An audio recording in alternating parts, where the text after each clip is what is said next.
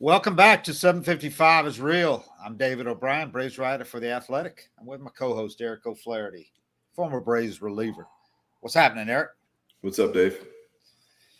Not much, man. We had kind of an, anticlimactic game last night in that, but that inevitably seems like that happens, especially during a regular season matchup like that. It's like a postseason matchup. There's just so much tension and energy. It's going to be a good game when there's two guys like that going. But we had the Max versus Max matchup in the series opener for the Mets and Braves, and Max Scherzer exceeded what he's done in the past last few years against the Braves. And Max Fried had his first, I don't want to say bad outing, but mediocre outing for him. For him, it was a bad outing. His first one in quite a while. So Braves lose 4-1. Get another home run from Austin Riley. He's homered in 3 straight games, 24 for the year, second in the NL. This guy's just cannot believe he's not on the All-Star team, but third base is such a tough position to crack. Still think he might be added. But anyway, it was it was great to see the turnout. Third largest crowd at Truist Park for the Braves since it opened. Really? Almost 43,000 people on a Monday night. And it's been dreary weather here for about a week with the rain and heat and humidity. So they turned out, they did their part. But Scherzer was just great last night, and Fried wasn't on his game. So there you go. But they've still got 2 games left in pitching matchups that favor the Braves. There's still a good chance that they could leave this series down a half game. So I think that's all you could have come in hoping to do is win 2 out of 3. Yeah, if you win the series, you pick up a game. Yeah. It's hard too to look at it like obviously it's the best when you can hand your opponent a win because you're guaranteed you pick up a game that day. But you do have to look at these as just another game on the schedule as far as like the overall picture of where you're going to wind up. You lose this game, you lose it, you win tomorrow, and then you go and you're playing different teams and you sweep somebody and they lose 3 in a row. Now you walk away and you're in first place now. This is not defining the season is what I'm trying to say. And these are big games and you want to see the main thing you want to see is how you match up with them because it's going to come down to those games head to head at some point where you can make a big difference. But one game last night, that it's going to happen in baseball, whether you're playing the Mets or the Orioles. Yeah. And Scherzer's fresh right now, man. He had a nice break for him. This is his second start since coming back, and he just looked. He looked like he just started the season. He was dynamic last night. He threw some of those pitches looked almost unhittable to me. Yeah, yes, I like the slider he struck Olsen out on. Yeah, Olsen hasn't looked that bad on many pitches this whole season. He made Olsen look bad. It's something about Scherzer's fastball.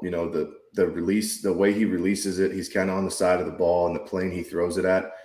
Even when his velocity wasn't up high, the 97s that you see out of him early on, he was still beating him to the spot. There was a couple of pretty meaty pitches he threw that got hit to the track. I know the wind was blowing in, but balls that the guys normally, like the ball Dansby hit late, those balls are normally getting out. They didn't get out last night, but there's a few Scherzer threw that. It's just one of those things that never slumps. It's like speed. If you have this right angle on your pitches and the right spin and the right trajectory on it, hitters just can't quite get to it. And it seems like he's still got that for sure. Yeah. Acuna hit one about a step in front of the wall to start the game, and Dansby hit that one that I thought was going to get out. So they did hit a lot of balls hard, but that's not going to do it against a team like that with Scherzer going 7 innings, and then you go Ottavino, and then you go Diaz, who's just, oh my God, that guy this year is. It's an 8-inning game. Right wow, now. He is dynamite, man. Yeah, he's special. He was like that in Seattle before the Mets got him. He had a season like this where, he's in the conversation for the best closer in the game if he doesn't just have it. His slider, and he's got that same thing Scherzer has. It's just an arm angle that's throwing that high velocity that hitters just can't get to. Yeah, he's throwing the slider more than ever, and his velocity has not come down on the heater. So, you get to the 9th with him down 3, it's over. So, best you can hope for is a run off that guy. So anyway, they go 4-1 down the first game. You like the matchups for the Braves the next 2 nights. You got tonight. You got Spencer Strider, who obviously we've talked about at length, going against David Peterson lefties. Braves have hit lefties this year. Great lefty starters. They're doing better than almost any team against lefty starters. And then you got in Wednesday's game, you got Charlie Morton, who has pitched way better than his 4.21 ERA would indicate lately, because he looks like the old Charlie Morton in the last like 3 or 4 starts. He's looked terrific.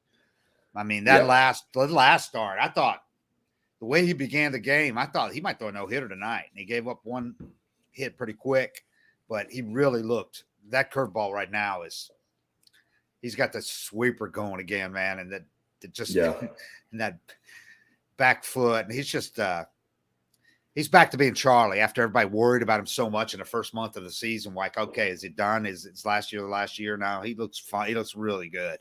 And he's going against Bassett, who's pitched really well. But you like the matchups for the next 2 nights for the Braves if they just give what they've seen out of those 2 guys for the past few weeks. Yeah, the Mets haven't seen Strider yet, I'm pretty sure. Nope. So, I mean, the advantage is definitely in his hand because as we've talked about, he's got a fastball that, well, Luke was talking about that. It's the same type of stuff, the plane and the spin and the way he throws it. It's just, it's above and beyond what almost anybody else in the league's throwing. So it's one of those pitches that the Mets are going to have to see to catch up to. Yeah. And I don't think hitters ever give a pitch enough credit until they face it and until they see it live. And then they're like, oh shit. Okay. That's what it is. And the next at bat, they're still trying to adjust. So, I mean, I think the advantage it's definitely in his hand, having them not seen him yet. I thought Al Leiter did another great breakdown this morning on MLB Central about Strider. And it was pretty fascinating to show the side-by-side of him in college and then him in the minors and then him now. But what he has done since college to now, really, really obvious. What he did with, the extension, they say one of the keys to Tommy John is the guys that go way far back right at the lowest point where they have the most extension back are the guys more susceptible to it, with some exceptions. Obviously, there's some guys that do that and stay healthy, but there's a lot of those guys get hurt. He had his Tommy John. He came back. If you look at the side-by-side now, when he gets to that angle way back, his arm it never goes back all the way down like it used to. It stops at a certain point. So when that left foot goes down, he's not getting it. He's not putting nearly as much stress on his arm to bring it forward, and it can cause some guys to be late, right, when they're real far back. And he's up further already, so he's in more of an athletic and position, and he uses those huge legs. Yep. And so he's got that going, which really should be helpful, especially as far as health. The other thing he showed was the extension this guy gets. He's getting like 6 inches more than the average extension major league pitchers. And he's getting like 6'6", and he's a guy that's 4 or 5 inches shorter than all the other pitchers who are throwing 100 just about. Most of them are 6'4", 6'5". He's 6 foot, generously listed. Might be 5'11", but he's 6 foot, and he's getting 6 inches more extension than these taller guys are getting. That's how far he's going out with those strong quads of his getting, and they show him way out there and then comes forward. So when you see that, you see, okay, well, that's why he is a freak and able to do things that other guys can't do. He's able to use those legs. Well, and it's normally going to be a tall guy, that's still keeping that downhill plane. And for him being a shorter guy and reaching out, it's still going to come from a lower release angle. So it's going to have, less distance and a steeper of that uphill kind of, the ball doesn't really rise, but it's just that perception. Right.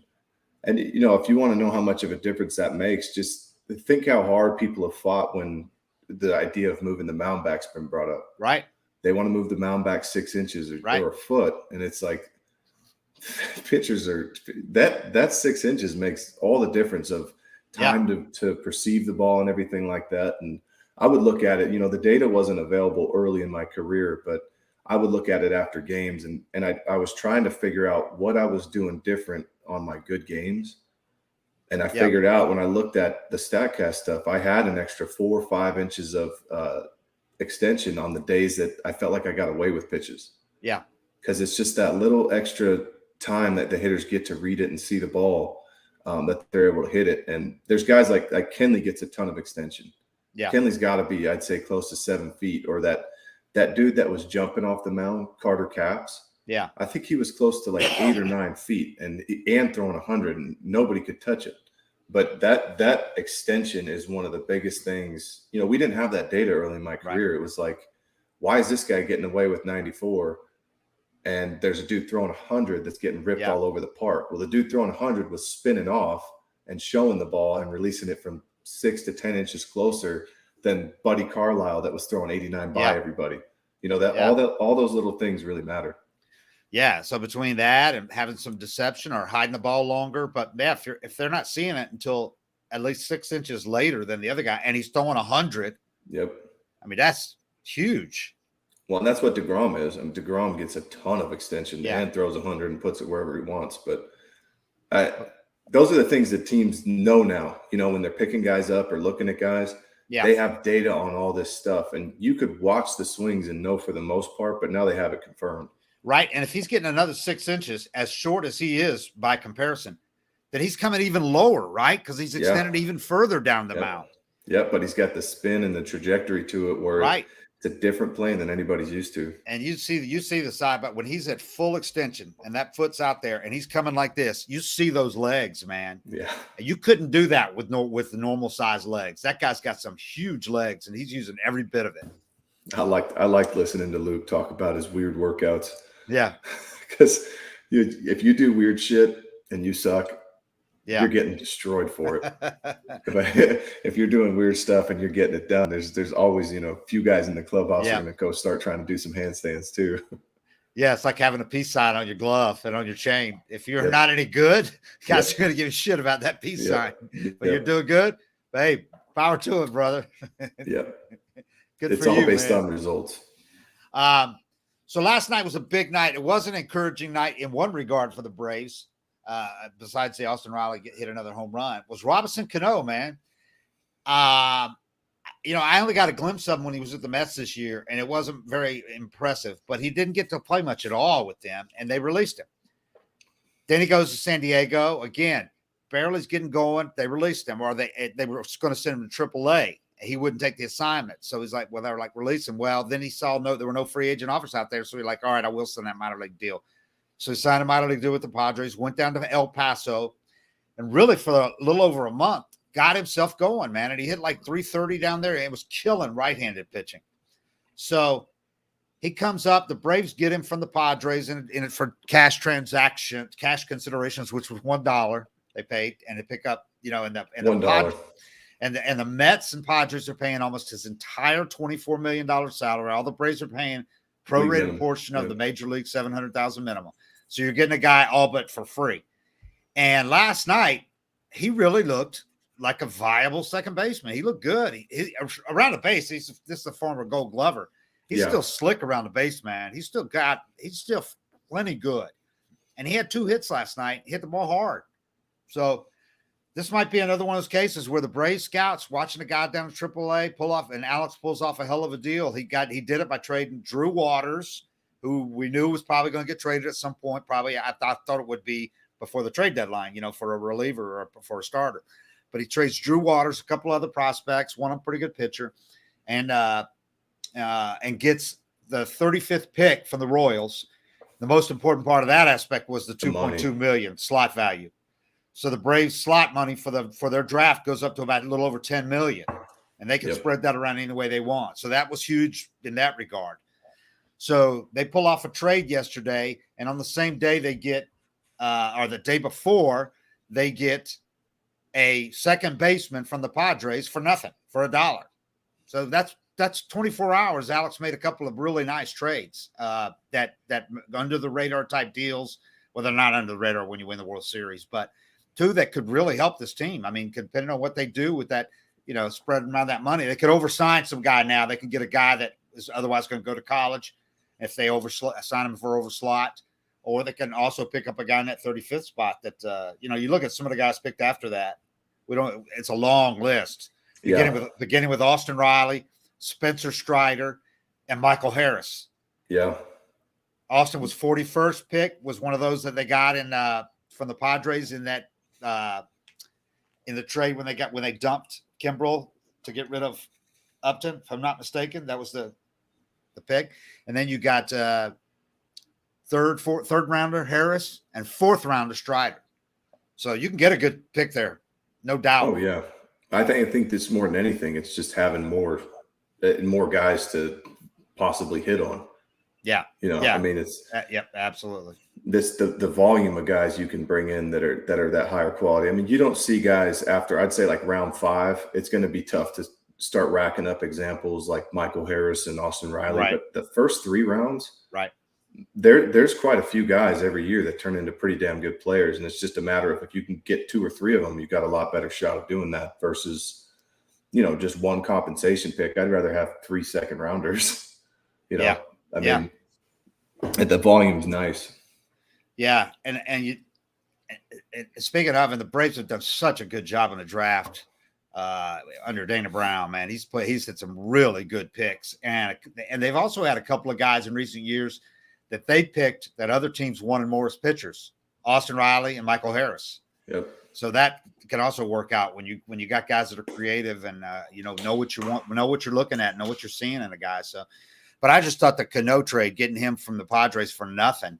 That's a true no-risk flyer. There is no risk involved. If he comes in, falls on his face, then you go back. All you did was move Goose Goslin. You DFA'd him, which he'll clear waivers and be sent to AAA, I'm sure.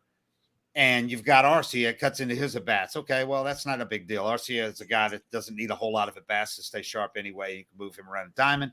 And you can at least use Canó against right-handers. So, yeah. I mean, this is and if he falls on his face, then you bring Goose back if you want to. But this is a really good same amount. Yeah, this is a good guy to have. Money. Yep. Oh yeah. Until you get because you might not have Ozzie back till September. Yeah, Cano's got one of the best lefty swings you're ever going to see. It's pretty. And I think just the thing that complicates things with him is anybody that's been caught taking steroids is you wonder how much of it was because of that.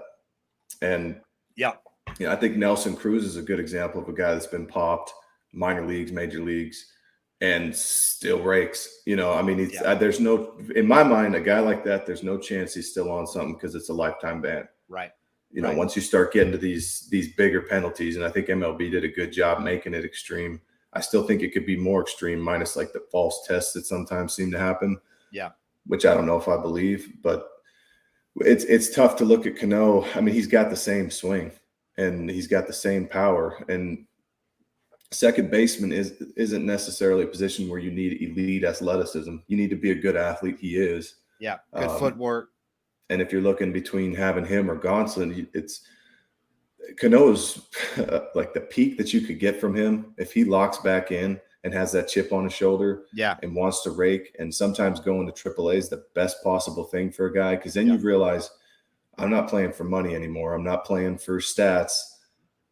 I have it so good. I just want to be in the major leagues. Once you're riding those buses and grinding down there and the facilities are way worse, the food's worse.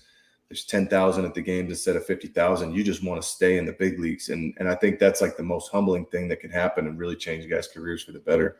Yeah. I mean, let's face it. We love Goose, but he's better than Goose. I mean, he's better defensively, still 39 than Goose, and potentially is a lot better hitter. So we'll see. But yeah, you pointed out something. I really like the fact that, I mean, it might be a cliche sometimes to say guys are playing not for the money, but this guy's truly not playing for the money because he's going to get paid. He got released. He can go home and play golf and get paid $24 million this year and next year. So this is a guy is in it for because he wants to play baseball. Yeah. He goes down to AAA trying to get a team to see him or see the Padres have the Padres see him and bring him back up. He had an agreement with the Padres that if another major league team gave him an offer, major league level, they would trade him, and they did. So there can be no questioning why he's doing it. No, he's probably not going to. He knows, and if he's been following the sport at all, he knows he's probably not going to get in the Hall of Fame unless views completely change on steroid use because he got popped twice. Right. But and he's not going to pad his career stats a whole lot in this next year or two. So he's playing for the right reasons. Like he wants to play, loves being around the guys. I tell you what, though, and one thing I didn't know about him until I dug in and asked some guys about him, he's a great dude by everybody's account. He's a really good guy. Everybody likes having him in the clubhouse. And so, and I knew that was probably the case when Alex signed him because Alex, we've talked about how much he vets these guys. I wondered about that too because I didn't really know too much about him. Right. The guy gets popped for steroids twice. You kind of think bad things. I mean, he's doing it for ego, for himself. He doesn't care about the team, but just made a mistake, obviously, twice. But from all accounts, he's a great guy in the clubhouse. And I trust Alex on that one because he hasn't messed up yet. And he knows how important that team chemistry's been. The last thing he's going to do is bring in a guy who, it's not even a huge piece and bring him in to disrupt that. So I think, and I think he knows this is probably his last chance too, Canó to really to play for a World Series contender, which he thought he was doing in San Diego before they sent him down. Yeah, and it's like, it's like that position Charlie's in. Every time you struggle when you're older, everybody's just writing you off and thinking you're done. And one of the times you're not going to get out of it and you're not getting a job anymore and you're going home and it's over. And I think he I guess you don't really realize how far you've fallen until you put on a AAA uniform. I mean, think about Cano's. He was a superstar for the Yankees for however many years. Yeah. Living at the top. I mean, he probably couldn't even walk down the street in New York, and now you're in El Paso. 10-year, $240 million contract. He's playing for the Yankees. Yeah. And I think it's kind of for me, when I look at it, unless he'd done it a lot in his career and didn't know how to play without it, I look at when he went to the Mariners and started struggling, it's humiliating to be making 240 and hitting 240. Yeah. I mean, guys they don't want to suck and struggle and it's hard to swallow and it's not there anymore and you feel terrible and somebody gives you a little shortcut. Yeah. Especially after you get that huge contract, you feel like you got to live up to it. And you're in year 3 or 4 or 5 and you're already falling off and you're looking at, I got to do this. I got to go suck for this money for 6 more years or 5 more years, whatever's left on it. Yeah. I get the thought process behind it, but I don't think any players in baseball that did it right and did it clean will ever respect it. Right. I mean, did you see my last 2 years? Yeah. I mean, that still eats me up, sucking that bad and struggling like that. I was in my living room at 4 a.m. throwing wiffle balls to my wife some nights trying to fix my mechanics, and it just wasn't there anymore. The athleticism, the power, all that stuff was just fading away, and it wasn't there. Yeah. And I didn't do anything. I didn't take steroids or. Yeah. I just had to. You have to wear it, and I, maybe now he's ready to wear it, and he put on a AAA uniform and said, "This is what I got," and he's got to figure it out how to play feeling like shit. Yeah, I mean, I've made my views clear on steroids, and I don't vote for those guys. But I understand what you're saying because, man, if you're not even halfway through that big a contract, that franchise really put its whole future, staked it on you, and you're starting to suck. That's some serious pressure, and you're hearing it too. You're seeing it. You're hearing it from fans. You're getting. Who knows what you're getting from fans and what people are saying, but if you think you can take a shortcut, I could see what somebody would do it. I mean, I see why guys do it, like the reasoning and the motivation for it. Yeah. But I can't you're not abiding validate it. I'm not saying it's the right move, but I can see where it would be a really tough spot to be in to have 5 years left on a deal and have, I mean, just show up to the park and feel good and think you're going to need to fly out to the track. The more stupid, the stupid one to me, the decision was the second time he did it with the Mets because at that point you're screwing your team and But that tells you something about guys too that have guaranteed money. Yeah, they're set for life and they just want to be good at baseball still. They're still driven to be good at baseball. Yeah. Even if it's the right or wrong way to do it, the drive's still there. So and he signed through next year too. So who knows? But that was a big one. That was a big move, and we'll see what it does to the face of the Braves. And it could theoretically add some more depth to their lineup until Ozzie gets back. And what they've been doing without Ozzie, and Ozzie wasn't raking before he got hurt, obviously. But the way that virtually everyone else in the lineup has stepped up. If you add him and he does anything, he's not going to hit for power like he used to. But if he can get some hits, it's pretty big. And obviously he's going to have to work with Dansby for some games to get that really nailed. But with the position and all they have on the cards today, Dansby was telling me they just have to make sure they're on the same page as far as where I'm going to be. And I think you saw an example last night when they had that double play. If Dansby had known where he was going to flip that to, Dansby could have caught it in motion and thrown and got that double play. Yeah. But he's kind of left standing there because he doesn't know, is he going to flip it to me with the glove? Is he going to go to the hand? Because he hasn't played with the guy. Flips it to him with the glove, but he doesn't know which side he's going to flip it on, and all that. So Dansby's left. Dansby made the most of it because he still almost threw the guy out. It was so quick. But he was flat-footed on 2 feet, and the ball hits him like right here, and he just goes. Well, yeah, he doesn't know if it's like if he knew he was getting that flip, and now that the benefit of that flip is it's quick. Right. The ball's out of his hand right away versus if he goes to the glove and throws it, or does something a little firmer, then Dansby can glove it, come on the other side of the bag. If Dansby knew he was getting that flip, he probably runs across the bag, bare hands it, and throws it on the run. Exactly. Those things will come. I mean, if you ever watch Canó, he makes the play, but he always makes it look good too. I mean, it's smooth and it's a pretty flip or something like that. But having never played with him, right, you kind of got to learn a guy's tricks and know what to expect. And I mean, they can work on that. Yeah. During BP, that'll take a week or two. Yeah, to know how to. He didn't even have time to do that yesterday. No, he just got there, fitted for a uni, doing presser and all that stuff, taking batting practice. So anyway, and Dansby's played with quite a few second basemen already this year. Yeah. But that's 4 at least. Yep. We got some ads to read real quick before we wrap this up. Yep. Let's go ahead and talk about our friends over at Roman. How when you're wearing a great outfit, everything just looks right and your confidence is soaring. You can walk into a room knowing you're on your A game. But if you've been struggling with PE, Roman can give you that same feeling in the bedroom. Roman swipes are clinically proven to help you last longer in bed. No prescription needed. PE treatments are safe, effective, and used by millions of men.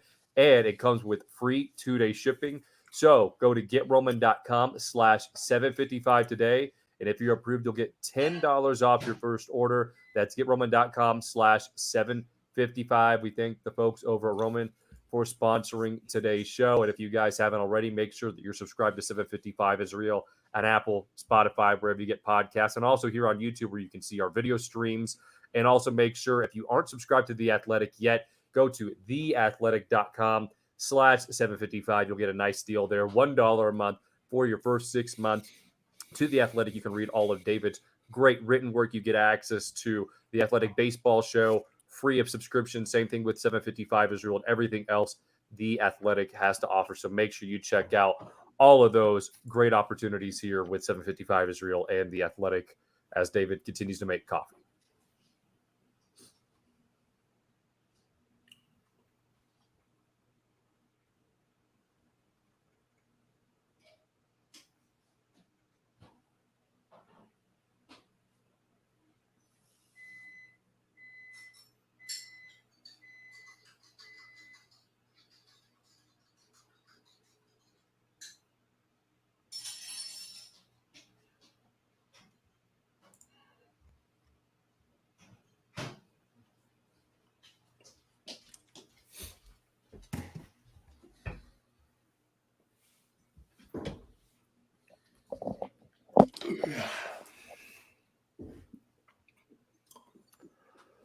What up? We're good to go. We knocked out the Roman read. Oh, you're still. Oh, my bad. It's good. My bad. I was too embarrassed. It's against my religion to hear those kind of ads, so I had to step away. I had to recuse myself. So what we're getting back to. So yesterday, Alex Anthopoulos getting ahead of the curve with the trade deadline still a couple of weeks away. Alex jumping on it early with those 2 moves yesterday, or in the past 24 hours, from Sunday afternoon trade for Canó and the Monday trade for Drew Waters to the Royals. I know a lot of people still had hopes for Drew Waters, but we've been trying to make it pretty clear that there wasn't a place for him anymore now that Michael Harris leapfrogged him. That was a couple of years ago. And they have their center fielder, they have their right fielder, and Duvall's their left fielder for now. And going forward, Drew Waters had not really given any indication that he was going to be able to make that adjustment they needed him to make if he was going to be ready anytime soon, as far as striking out way too much, and the contact rate was way too low. And he can't stay on the field in AAA, which he's got to obviously do before the Braves are going to be comfortable having him up here. This is a team that plays its guys basically every day. The infielders play every day, and the outfielders play most of the days. Yeah, and he was in a tough spot too, where there was really nothing aside from hitting 400 with 30 homers at the break in AAA and being 100% healthy. You're not right. I mean, force their issue. What Michael Harris is doing, I mean, you're looking up at that when you're in AAA, and there's nothing you can do. Yeah, and that's obviously long term. I mean, Michael Harris is the guy. Yeah, you're not going to catch him again. That train left the station. So, I think it could be one of the proverbial change of scenery could be good for him. Really could, because he's going to a team that he could be playing center fielder for them pretty quick. Yeah, that's where he needs to be. We've talked about that with some of the pitchers the Braves have had. He's going to go there like Pache went to Oakland. Pache had every opportunity in the first half to play every day, even when he was hitting 150 for a long time. So Drew Waters gets that same opportunity. I think he's probably going to he could do a little more with it than Pache did offensively. Even if it's hit low 200s, but with some power. But we'll see. I think he's going to get a chance, though. He certainly is going to get it there earlier than he would here if he ever was going to get it here. Yeah, and it's when you, like I was saying, if you're in that position, it's discouraging. You're going to try to do too much. You're going to try to force your way into the big leagues, and there's nothing he could do to force himself to be the Braves center fielder. Yeah, nothing. So it's kind of, those guys are in a tough spot. And when you see some of these change of sceneries happen, it's a mindset change too. You show up to Kansas City and they're like, look, you don't need to hit 330 with 25 homers and steal 50 bags. Go out and play good defense and just have good at bats, and you're going to get a shot in the big leagues once we think you're ready. And then when you get up there, you're going to play. So when he gets called up, it's not, you're filling in for Acuna for a week and then you're going back down and trying to make this quick impression. The time, knowing you have time to figure it out and some patience with it. It's a big mindset change for guys. And that's why you see a lot of these guys change scenery, get a fresh start, and do really well. So even if he goes there and he goes off, you can't be sitting here saying, well, they blew it. Why'd they trade him? Why'd they give up on this guy? Because you never know if he would have become that guy in the situation he was in, which was a really tough one. Yeah, you go into a team that's out of it. They're not in the race. There's no pressure. There's no pressure to win like there is here. If he was the weak link in the chain here, there's going to be pressure. Get him out of here. Get somebody else up here that can do it. You know how it is here. The fans get insatiable, man. If you got 8 guys clicking, they want that 9th guy to do better. Find somebody that can hit there, man. That's our weak link. So you go to the Royals, that's not the case. They got a couple of good players, and the rest of them are trying to find their way. They started 3 rookies at the top of the order yesterday. Yeah, and they got a stud rookie, obviously, with Witt. But that might be good for him to go over there and be on a team with 3 other rookies in the lineup. And those Royals front office guys are real familiar with everybody from Atlanta and the young guys from this area because they're from here and were here initially. So they still have some excitement about Drew Waters, what he was as a top prospect a couple of years ago. So they're going to build on that and give him that opportunity to show he can still be that. Whereas here he was a fallen prospect. Yeah. The 5 All-Stars, I thought none was a surprise to me. I think some people were a little surprised that Contreras got the starting DH job over Schwarber.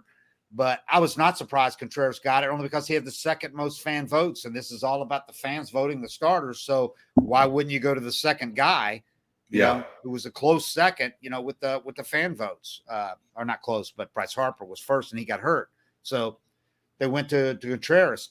And also, I mean, if MLB has a chance to have 2 brothers in the same starting lineup, that's a big story. That's a good story. Yeah. So that's going to be big, man. Having the Contreras brothers, we talked about it when they got to play in the same game at Chicago a few weeks ago. The mom and dad crying in the stands from Venezuela. Now the 2 brothers are going to be starting on the same all-star lineup. Are you kidding me? This is a guy that was in AAA last year after he got optioned. I have 3 boys, and if I ever got to go and watch them both play on the same team in the Major League All-Star game, I might die right there. I mean, like that's the most unreal thing. And thinking of, them growing up with probably nothing in Venezuela and just playing front yard ball, and you're watching that the whole time as a parent and trying to just get them any opportunity. Even them just both getting to play pro ball was probably crazy for their family. And now they're starting the All-Star game together. Yeah, there's going to be 18 players, 20 with the DH, in the starting lineups for those 2 games. The whole world. For those 2 teams from the whole world. The entire And world. 2 of them are going to be their sons. 1/10 of them are going to be their sons. That's insane, man. It is. It hasn't happened in 30 years since the Alomar brothers, but the Alomar brothers were both so established at the time. I mean, Yeah. Well, yeah, Robbie- because Williams was is the kind of, I best. mean, he's shot up Yeah. where you couldn't really see that coming as quick as it did. Yeah. He was in AAA a year ago. Never Got would have sent imagined down. it a year later you'd be at this point. He's made so much progress, man. Yeah.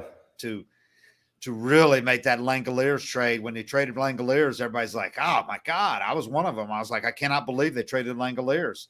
Because I know the Braves didn't think, they couldn't have thought Williams was going to do this much improvement. But man, they look good now because this guy looks like the future catcher here.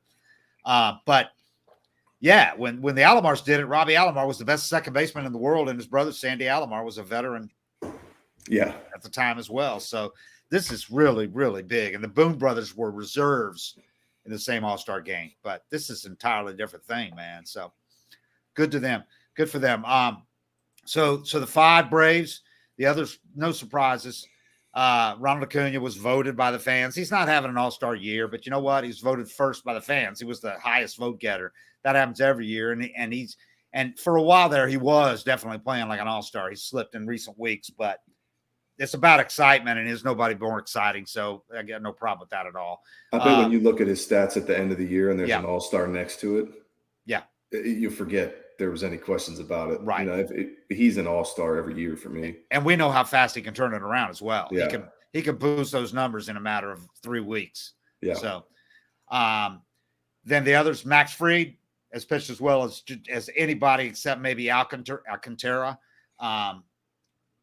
Travis d'Arnaud. That was not a surprise, but that was good to see that he made it, because you could have seen where they would go with a rep from another team that maybe was underrepresented, because the Braves already had Contreras, their catcher. So to add d'Arnaud, I haven't heard yet from like Elias if they've checked into or whatever, but I think it's probably the first time a team's had its 2 primary catchers make an all-star team. I can't imagine another scenario unless it was one just like this, because it's got to be a catcher who also DH'd, and that really they got a rake. Yeah, they got a that hit. didn't happen before. No, Teams it was didn't do always that. a guy hitting 220 that called a great game. Yeah. Really rarely do you have 2 catchers that rake like that. So the Braves have 2 catchers in the same game. It's pretty phenomenal. And then you had Dansby, who's played like, top 5 MVP candidate right now. And was there one other? That was it. Ronald Acuna, Max Fried, Travis d'Arnaud, Dansby, and Contreras. Yeah. You could certainly Riley make should an be argument. one. Yes, there's 2 I think that have really valid arguments, and I think Kyle Wright, who has a valid argument, I think he'll be added, because how there's always a couple of pitchers that either pitch that last day so they're not eligible, or have a something sore, a little bit some. I think Kyle Wright could be one of the first 2 or 3 candidates to get to be a replacement. Riley should make it. I know it's so hard at third base because with Arenado and Machado, I mean, but there's no reason you can't have a substitute be a third baseman, right? I don't know how they do it, but or have him be a backup DH, man. But this guy's 24 home runs. He's second in the league in home runs, hitting for a high average too. It's not like he's just, hitting 220 with a ton of bombs. He's hitting. This guy's one of the best hitters in the league now. And he's played great defense. Oh yeah, he's solid at third base.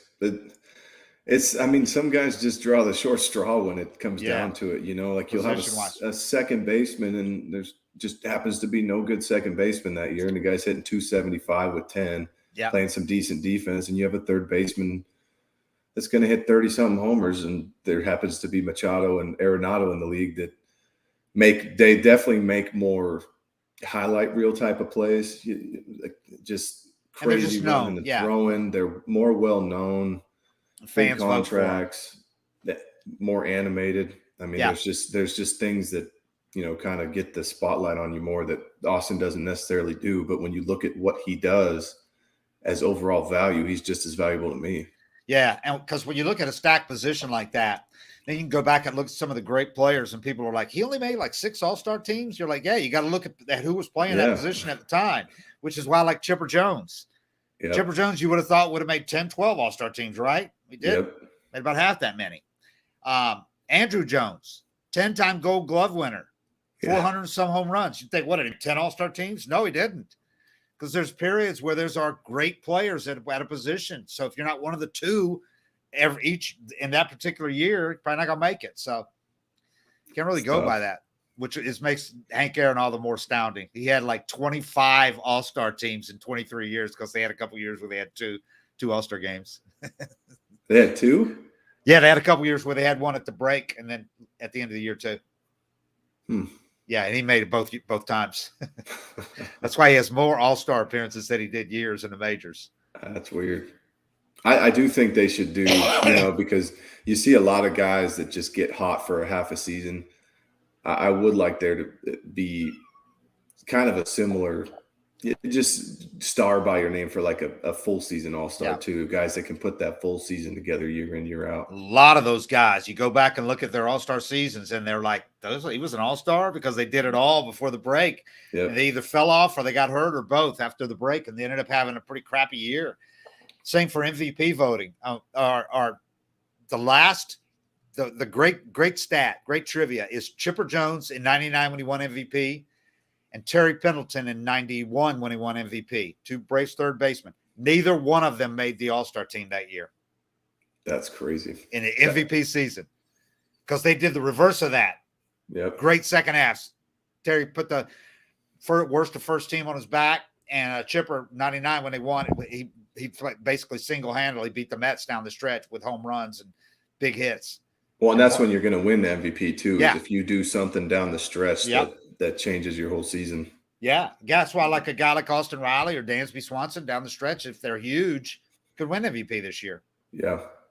So, yeah, it's a little different than, say, Cy Young, which I think people look more at the body of work than what a guy did down in his 3 starts down the stretch in a pennant race. I was looking at Scherzer's stats, just thinking about all his Hall of Fame stuff, and he's got like 4 Cy Youngs or 3 Cy Youngs. Yeah, that's insane. I know. People forget that he's how many he's won. He's won 1, 2. He's won 3, but he's finished 2nd, 3rd, 5th, 5th, and 3rd in his other good years. Oh yeah, he's going to be one of those 97% guys on the first ballot. Yeah. So yeah, big day for the Braves All-Stars. It's the most All-Stars they've had, by the way, since what was it? Since Chipper's age 39 season when he was one of the 5 on his next 11. 2011. Yeah, we had John B-Mac. Craig, B-Mac. Was J. Hay on there? No. No J. Hay. You had 4 of them. Jair Jurgens. Oh yeah, Jair was an All-Star. Yeah, I remember being there. Because there was an argument to be made that he should start it. Yeah, statistically. Yeah, but we knew it wasn't going to happen. But. That was my only shot. Well, maybe 11 or 12. I got off. I had a great season in 12. I finished looked like a 1.7 ERA or something like that. But I started off like shit. And then 11 was your sub-1 ERA, right? 11, I think I went into the break with like a 1.1 or something like that and a bunch of holds, but you got Johnny and Craig in front of me. People always ask me that. They're like, how come you never made an All-Star team in those 5 years that you had that were so good? And I was like, can't take 3 relievers from one team. I was throwing quality pitches at 93. Johnny was throwing a 98-mile-an-hour sinker falling off the cliff, and Craig was striking out 15 per 9 innings and closing. That's funny. I forgot to mention a quote. I asked William Contreras about the fact that he's in the All-Star team with his brother after, all the ballyhoo we made a few weeks ago about playing the same game as his brother and about being on the All-Star team with his brother. He goes, it's incredible. And said through the translator, he said, I mean, it really is. That's one thing that I don't think we even talked about. No. Because it is a dream come true. And I think it's something that we've always dreamed about, but it's crazy that it's happening. I'm really happy. I can't wait for the day. I'm counting the minutes. And he said he can't even imagine what his parents are going to go through. He goes, I'm so excited I can hardly even put it into words. What do you think they're going to think? Oh, they're just going to be crying for an It's going to hour. feel fake. It's going to feel like a dream. And it's in Hollywood, La La Land. It's perfect. And that's the thing about it too, is like that it happened the same year, because both of those guys are the type of players that have a shot at being an All-Star in any given year. But you can also be like what we were talking about and only make it one season, 2 seasons in your whole career because there's Real Muto, there's all these other catchers. Right. And they happen to both make it on the same years. Just the odds are – I mean, yeah, his crazy. brothers made it 3 times. But, yeah, you would have thought when Real Muto went over there to Philly that he'd be in there, pencil him in for about 10 of these, you know? Yep. Just never know, man, how it's going to work out. And the other cool thing about it is being in L.A., Max Fried and Darno are both from L.A. I mean, both of them grew up going to games at Dodger Stadium. I mean, that's pretty cool. You can't Max will probably throw an inning and get to light up the gun too. Yeah, let it eat for an inning. Yeah, they'll come out hot. I hope he has a big one. That'd be great to see him go out there and strike out 3 guys. Did Freddie make it? No, he did not. You talk about a stacked position. Neither him nor Olsen made it. So Freddie with the Dodgers did not make it. They had four guys. The Braves had the most in the NL with 5. The Yankees had the most in the AL with 6. Now, who gets to decide? I can't remember. Who gets to decide once, guys start doing the pullout? MLB. So not Snit, the manager doesn't have any. I don't think they might consult with him, but it's MLB that does it. Based on fan voting or? I think those are more based on performance. They might look at the fan votes and that kind of thing, but I don't think it's a real hard and fast criteria. But the player balloting picks the reserves, as you know. Snit has surprisingly little voice in it, not as much as they used to. I think he'll start Kershaw. You think so? Cool. I would if I was him. I think if he does, it'll only be because Dave Roberts suggested he should. Because Snit made it pretty clear in the week leading up to it, because we asked about Max, should he be in at least that conversation to start? He goes, yeah, absolutely. He goes, but he got a couple of guys. He goes, Alcantara, and then you got the ERA leader, and and then he mentioned Tony Gonsolin, being 10-0 or whatever at the time from the Dodgers. If Snit had his druthers, he'd start Gonsolin if he was going to start a Dodger. It wouldn't be Kershaw. Yeah. Oh, okay. But if Dave Roberts makes it clear to him why Snit loves Dave Roberts and put him on the team for a reason, yeah, you might listen to him. To me, I hear both sides of this argument. They're talking about it on Central this morning, and Leiter was pro starting Kershaw. I'm with Dero. Alcantara has earned it. To me, he should get it. Well, and that goes back to what we were saying too: is how many times is he going to have a chance to start the All-Star game, and you take it away from him for something sentimental? I get that argument too. And what, McClanahan? To be AL? I would think so. McClanahan's got like what's he got? 8,000 strikeouts? Yeah, he's 30. I mean, that would be a great matchup. Or you could go, Alcantara, if you want to go one of the sentimental guys, it could be Verlander, but I don't know. What do you think about Pujols being on it? I'm okay with it as long as it doesn't keep somebody else off it, which it didn't. If they had a certain number of spots and they used one for that, I would not. Riley doesn't make it because but I have no problem with them adding to it additionally, and then I think it's pretty cool. He wants to be in the home run derby. People are going to love that. The old man's going to be out there going against these young Acuna, these guys. That's pretty cool. Out of breath. That's pretty cool. Yeah. So I didn't have a problem with that with him, and they added 2 to it, right? I thought Miggy got added. Yeah, Miggy. So yeah, if you want to add both of them, it shouldn't have been one or the other. It should have been both. I got no problem with that. 2 of the, arguably the 2 greatest hitters, non-steroid division of my lifetime, of at least the last 3 or 4 decades. Yeah. Barry Bonds, obviously, if you don't have a problem with the steroids, Barry Bonds is the only guy that's in that good. Yeah. But Miggy and Pujols, I mean, my God, the decade that each of them had it's insane. It's just crazy. That's the worst thing about being that good and playing for so long is you have to play these years that make it really easy to forget. Like Pujols, once he started running on hot lava around the bases, right? And not having the same numbers and power offensively. It's so easy to forget what a force he was in his prime. He was unpitchable. People that didn't see him at his prime and just see him now have no idea because they think now because he's just this big guy, fat guy now that just hits home runs, Yeah. And isn't that funny, him waddling to second base? Well, you've seen him for 10 years, man. Yeah. Good Lord. Yeah, he was unpitchable. Yeah. It's and Miggy's he's otherworldly, man. Seeing him hit line drive home runs to right field like a left-handed pull hitter. He was in Detroit. Oh my God. He was just monster field.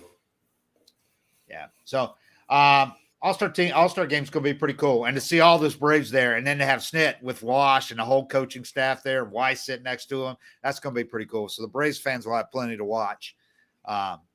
Did they announce who's in the home run derby yet? Half the field, because the guys came out and announced it themselves, whether they were supposed to or not. Acuna came out on his IG and announced it, so the team announced it like an hour later. I can't wait to watch him. So that's one of my favorite home run derby moments I've ever watched was him going opposite field. Yeah, like taking BP and hitting them the other way. Yeah. He like gave up after a round of trying to pull it like everybody else. So he's just going, I'm just going to hit him. Flicking them out to right. And you're watching on TV and they look like easy swings, just like a fly out to the right fielder and then they're 20 rows deep. Just the last thing was, what did I have here that I wanted to get to?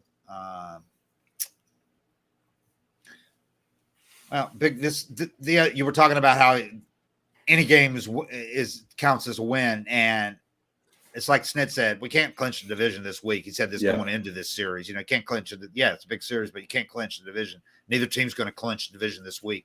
And you turn right around, the Braves do, and they play the Nats 4 games leading into the All-Star break. So if they can just win this series, win 2 out of 3, get a game, get within half game, then that would have been all you could have asked for going into this thing. Then you got 4 games against the Nats up there. They've played the Nats great for a few years, and the Nats are really sputtering, man. Even with Soto, that's a bad team. Yeah. So you go up there, you win at least 3 out of 4 at Nats Park going into the break.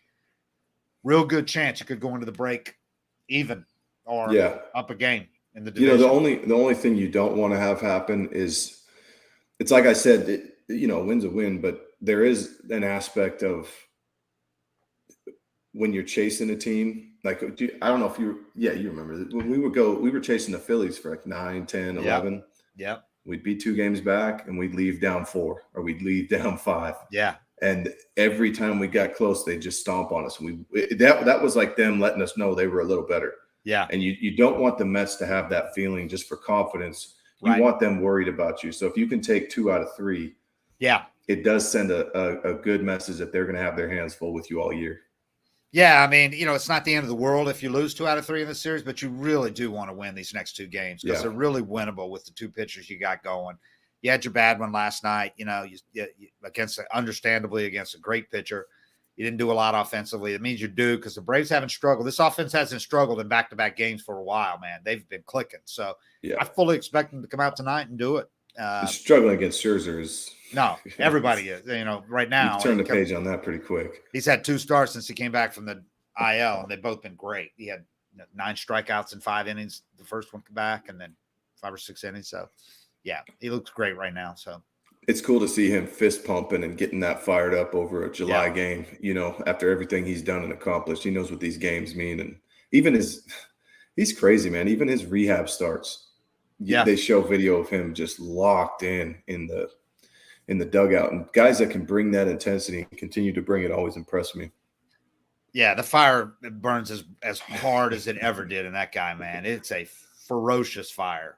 Yeah.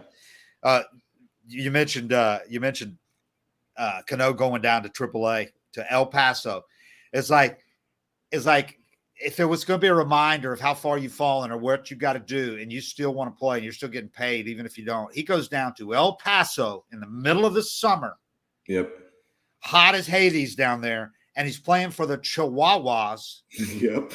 And they had Goofy uni, right? Yeah, they had like a special jersey. SpongeBob. I think it was the SpongeBob. Yes. And you're probably looking at yourself in the mirror that day when you're dressed. You got to be thinking, what the fuck happened, man?